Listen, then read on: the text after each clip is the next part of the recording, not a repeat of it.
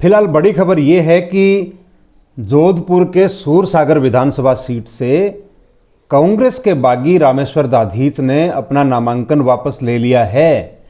रामेश्वर दाधीच जो मुख्यमंत्री अशोक गहलोत के बड़े करीबी और बड़े रणनीतिकार माने जाते हैं, उनका बागी होना बड़ा चर्चा का विषय था, लेकिन उससे बड़ी चर्चा का विषय अब उनका नाम वापस लेना हो गया है।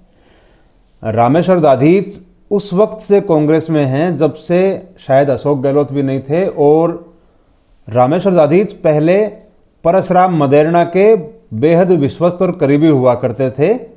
बाद में अशोक गहलोत को राजनीति में इंट्रोड्यूस करवाने वाले भी रामेश्वर दाधीच ही माने जाते हैं और उन्हें आगे बढ़ाने वाले भी रामेश्वर जी माने जाते हैं। रामेश्वर दाधीच 2009 में जोधपुर से मेयर चुने गए थे। उसके बाद से जो पिछली सरकार आई उसमें उनकी कुछ अपेक्षाएं थी कि उन्हें लोकसभा का, राज्यसभा का या विधानसभा का कहीं से टिकट मिलेगा, लेकिन नहीं मिला। तो इस बार उन्होंने चुनाव में निर्दलीय ताल ठोक दी। अब देखिए क्या होता है कि जब आप निर्दलीय चुनाव लड़ते हैं तो आप किसी न किसी को सबक सिखाने के लिए चुनाव लड़ते हैं या जीतने के लिए चुनाव लड़ते हैं। सूरसागर विधानसभा सीट एक ऐसी सीट है जहां एक तरफ ब्राह्मण चेहरा है बीजेपी से, तो दूसरी तरफ कांग्रेस से मुस्लिम चेहरा है। कांग्रेस ने यहां पर शहजाद खान को टिकट दिया, जो पिछली बार यहां प्रत्याशी रहे अयूब खान के बेटे हैं। अयूब खान को अभी आचार संहिता के दिन ही आरपीएससी का मेंबर बनाया गया। टिकट की दौड़ में सूरसागर से बहुत सारे नाम थे, लेकिन सारे नाम जो पैनल में थे, जो सर्वे में थे, सबको दरकिनार करके अयूब खान के बेटे को टिकट दिया गया। इससे बहुत सारे लोग नाराज हुए, लेकिन बागी सिर्फ रामेश्वर दाधीच हुए।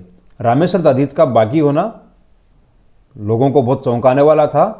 अशोक गहलोत के कांग्रेस में मुख्यमंत्री रहते हुए उनका बागी होना और बड़ी बात थी। अब रामेश्वर दाधीच ये कह रहे हैं कि जिन लोगों ने मुझे खड़ा किया चुनाव में, उन लोगों के कहने पर मैंने नामांकन वापस लिया है। अब सवाल यह है कि उन्हें चुनाव में उतारा किसने था जिनके कहने पर उन्होंने नामांकन वापस लिया है। पेच समझिए, वो नाराज किससे थे? कांग्रेस से, क्योंकि उन्होंने लंबे समय तक कांग्रेस के लिए काम किया। उनका कहना है कि मैंने पार्टी को जीवन दिया है, अपना घर दिया है, तो पार्टी मुझे कुछ भी दे तो वो कम है, लेकिन पार्टी ने टिकट नहीं दिया। अब वो सबक कांग्रेस को ही सिखाना चाहते थे, लेकिन ये सीट के समीकरण ऐसे हैं कि यहाँ बीजेपी से ब्राह्मण चेहरा है और कांग्रेस से मुस्लिम चेहरा है।